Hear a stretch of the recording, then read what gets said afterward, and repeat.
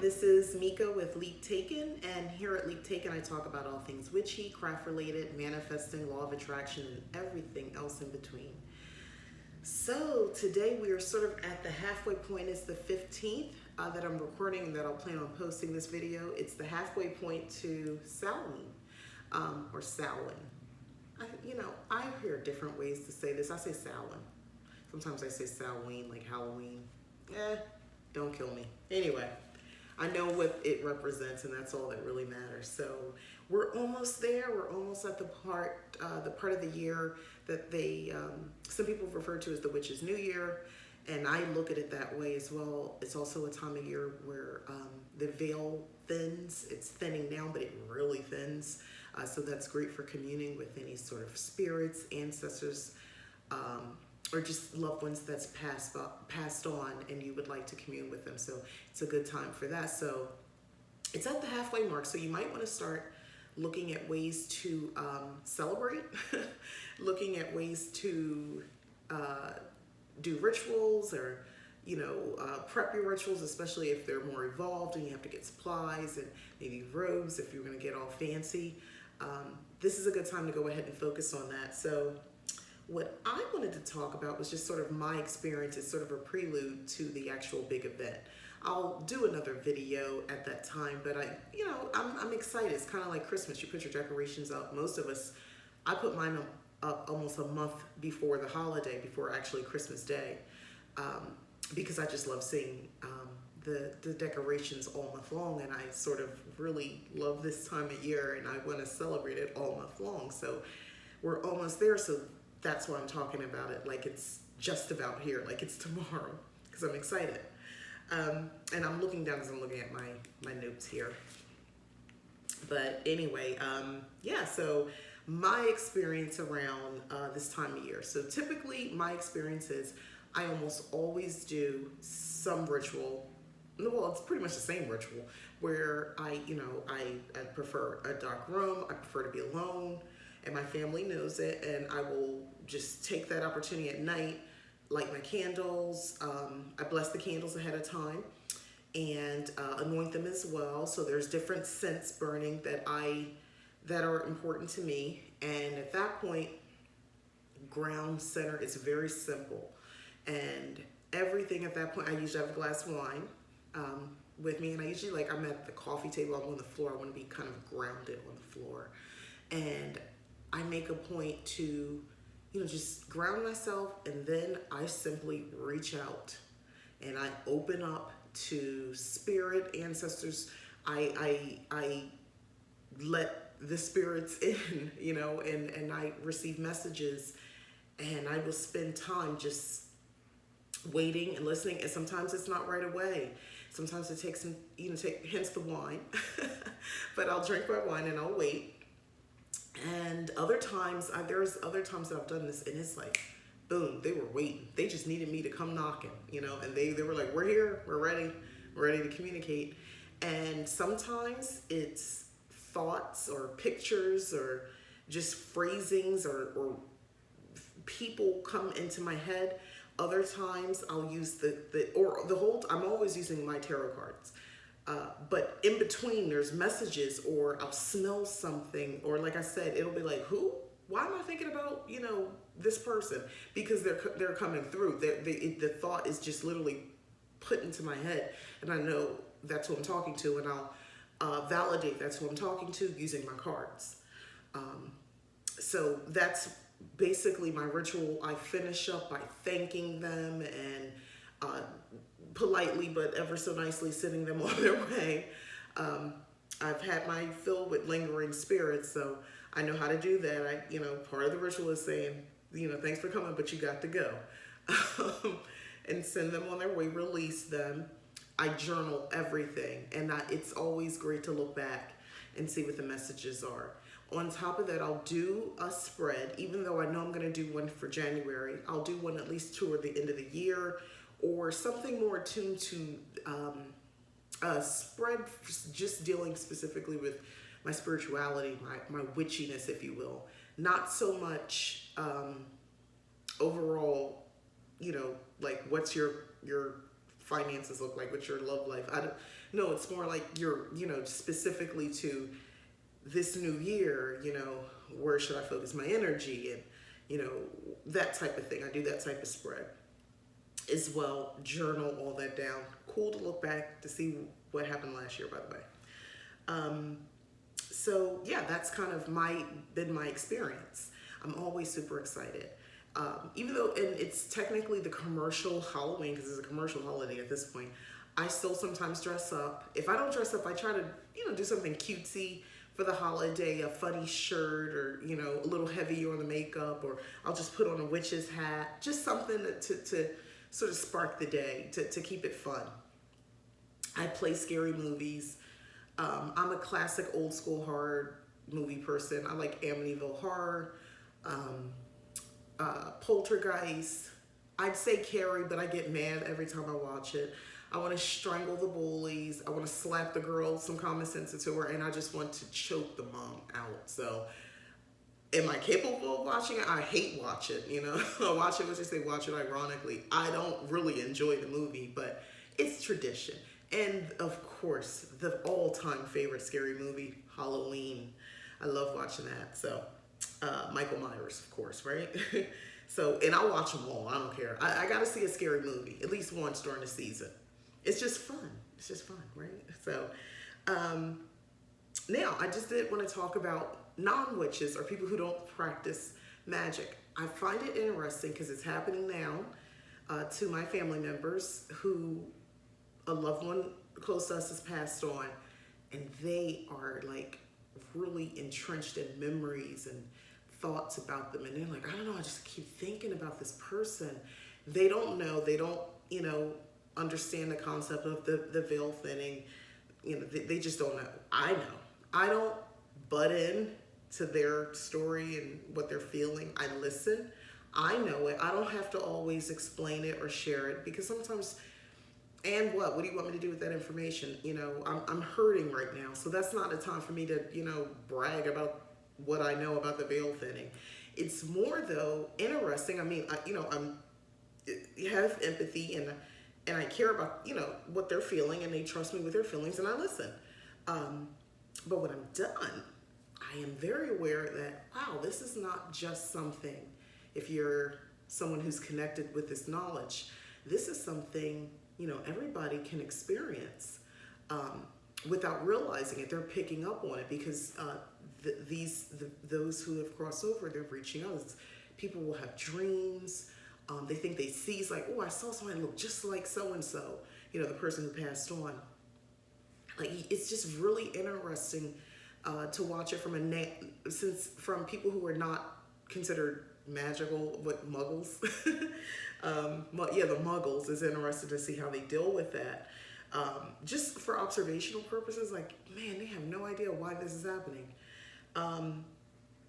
But, you love them through them. If they're good friends of yours or family, you just love them through it. And if it's someone you can trust, maybe you can let them know, hey, I can try to communicate with them, if they're willing, and if everything's right, if the stars align and that spirit comes through, I can try to get some messages through to them, or ask some questions. So that's something I plan on doing. I'll reveal, I'd rather see if I can do it first. And once I have the information, if I am able to communicate, I journal everything, and I will then, give them the option. And this is only for people I really trust. You can't do that with everybody. Some people are insulted, offended, especially if they have a different religious belief. It can upset them. So tread lightly on that. It depends on, who they are, and if you know them well enough to offer this type of thing. And you don't have to be an expert, by the way. One day I just, I've read about the best ways to do ritual. I'm like everybody else. I'm watching YouTube videos. I'm Googling things. I'm on Pinterest. I'm reading books. I never follow anything exactly as is given. So I tweak things to make it my own. And eventually this is a ritual, and it's become a tradition. This is what I do on Halloween or Samhain. Also, now, if we're not just talking about talking to the dead, let's talk about how to harness this energy, because it's a powerful time. We call it the Witch's New Year. divination, of course, not necessarily to talk to those who've crossed over, but divination to your higher self to understand more about who you are. And it's, if you want to do a future spread now, maybe do so. Now, granted, I can't tell you won't be influenced by ancestors and spirits and things like that who have crossed over, but let's say it's to a specific deity. Do divination at that time. Journal, journal, journal. Write in your book of shadows or your grimoire or whatever you're using. Another way to harness the energy, of course, communing, as I just went over, communing with those that crossed over, ancestors. A rededication, speaking of which is New Year. I think this is a great time if you sort of been in and out of this witchcraft thing. You watch a couple videos here and there. You haven't felt inspired to actually do anything other than watch videos or read some books. But you sort of made a commitment at some other time, maybe it was months ago, a year ago, or several years ago, but you haven't really done anything. Do a rededication, go all out. Do a ritual bath or shower. If for me, we have a bath in the house. It's in the, what would be the guest bathroom that my daughter uses. And in my master bedroom, it's just a shower there. There's not a shower and a bath. And that's okay because I typically, in theory, I like baths, but in reality, I will always take a shower. So if you would like to do some sort of ritualistic shower, that's okay. If you can do something as simple as just having a container, maybe get a water container, a big gallon water container, and prepare your herbs and make sure everything's in there. You can use that and just pour it over yourself as you chant or say whatever whatever you want to say, whatever whatever you want to say to commiserate the ritual. So you can do that as well and just let it just pour over you slowly. Don't take your time with it. Maybe warm it up a little bit so you don't be shocked in the shower. But yeah, you can definitely do that. Be careful with the herbs; they can clog up your shower. But a rededication, I would start with that. Maybe wear something that you feel a little more spiritual in, something loose and flowy if possible. Light some candles, ambiance, tea, a special tea blend, wine or liquor, it's quicker, whatever you're into. It's a celebratory moment because you're rededicating yourself to whatever, to the craft. You're rededicating to your spiritual path, to following a particular deity, to reverence to your ancestors. You want to get back on track with that. So whatever the thing is that you're dedicating yourself to, you want to have certain things out. So let's say it is just a witchcraft, right? Back to following and practicing witchcraft. So definitely, you're going to have some candles. You're going to take the time and do witchcraft, dress your candle, carve your intention into the candle, then dress it. As you light it, say a little spell or something over yourself.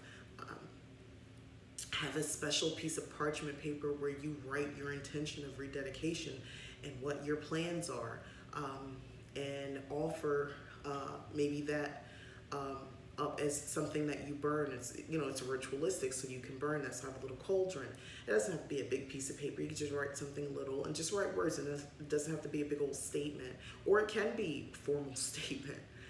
Write that out, and then maybe before you burn it, you can copy what you wrote in your book of shadows, so it's something you can always go back and look at, and mark for reference for you rededicating yourself to the craft. So that's just a couple ideas that you can do, and these are things that you can do if other people are walking around your house. I don't live alone. I have a husband and my adult daughter's here. But yeah, you can maybe do some of this. It doesn't take a whole lot of time, or it can if you choose. So you can make this into a longer ritual. You can chant. You can, before you do anything, raise energy, clapping your hands really loud. You can dance to music, listen to drumming music, things like that, and just kind of just flow with it. And then once you feel like your energy is raised, you can start your ritual. But always start, I think, cleansing yourself, especially for a rededication. Cleansing yourself is a great first step. If you don't want to do the herbal type, pour over that I discussed, just simply get into the shower and just what you're doing is imagining, which is really tapping into another realm. Just all the negativity, all the doubt of you not being able to get spells to work, all the fear from whatever, Abrahamic religion you might have came from. All that is just coming off of you, and just stand there. And you know what? Make that shower a little hot, as hot as you can stand it. And it does something to your mind, so you can just picture it just coming out of your pores. All of that gook that kept you from practicing, that kept you from believing in your magic, that kept you from realizing the freaking badass witch that you really are. Let that wash off. And maybe fragrance yourself, sage yourself, afterwards. You can do that as well. Or, whatever it is. And I'm giving a lot of ideas. You don't have to use sage, but it's easy to get to. Sage yourself, or use a special fragrance. Maybe you've already enchanted for the purpose of this. It could be something you already have, but you put your energy into it, that this is going to be something for the purpose of your ritual. Maybe don't wear that until that day. So many different ideas that you can do. But a rededication is a great way to celebrate that day. If you're not into, and you can still talk to your ancestors and spirits that moved on. That's cool too. But I love that for that day. I think that's a great time to do it. And now I just, I kind of alluded to preparing for your ritual, but that's one way if you're doing the rededication. But if you just want to kind of not let the day go by and not celebrate it from a witchy point of view, but maybe not so deep. If you have little kids, you're giving out candy. You have life, things are going on, but you don't want that day to go by without doing something witchy. Number one thing, light some candles. Light a candle. Light an orange candle. Light a black candle. If it's possible, put it into the window. The window of your home, any window. If that's just not practical, a little tea light candle, if you can get it near the window so that a little bit of the light shows, depending on where you live. Or if you're lucky enough to have like a patio or something like that, just put a little tea light candle out there.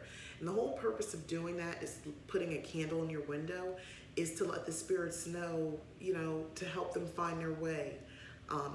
It's a welcoming thing to do that, so they know, oh, that's a friendly place, and it helps guide them. And if it's a loved one that has passed on that wants to talk to you, that's okay. Maybe they can reach out to you. If you're not comfortable with that, you don't have to do that. You don't have to put the candle up. Another thing is, it's silly. It's silly. I'm warning you, it's silly. But there were times I had to settle for silly, because it just wasn't practical to do anything else. Buy one of those dang on witches hat from Party City or one of those Halloween stores. Go buy a witch's hat. Decorate it. Make it real cute. Wear a dark lipstick color, something you never wear, Put the eyeliner on a little bit thicker. Express a little gothiness. I know it's a little cliche, and some people say, well, what does that have to do with your spirituality? Because sometimes if we look the part, we feel the part. That's why. And never underestimate dressing the part, okay? There's a whole industry called acting, entertaining, and people dress up and entertain us, and we believe it. They capture us for an hour to 2 hours at a time as we believe these characters.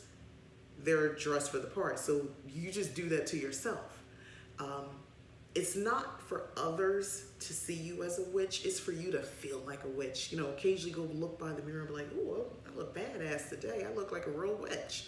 Or whatever you think you look like as a witch. So, put on some crazy color socks and pull them up, or wear something long and flowy that day. It's Halloween. You're allowed. You can do that. Or wear your t-shirt and jeans. Just put the hat on and decorate it. And feel witchy that day. Feel as witchy as you can that day. I advocate for that. I think it's simple. If that's all you got little kids, you're handing out candy, you can only do so much. That's the thing that you're doing. Of course, when you get back, if you can do something a little bit more serious and spiritual, please do so. But hey, go off with the hat.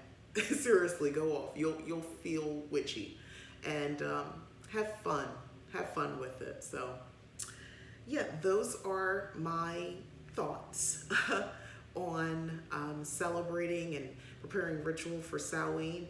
If there is something else that anybody else could think of and you're watching this video, please leave a comment. If it's something you would suggest that I could add to my ritual, I might give it a try. But yeah, thanks for watching my video, and start preparing your rituals for Samhain. It's an exciting time. It's not so somber and sad and scary and dead. It's also a great time if you're a witch. Celebrate it. Celebrate it. Thank you for watching.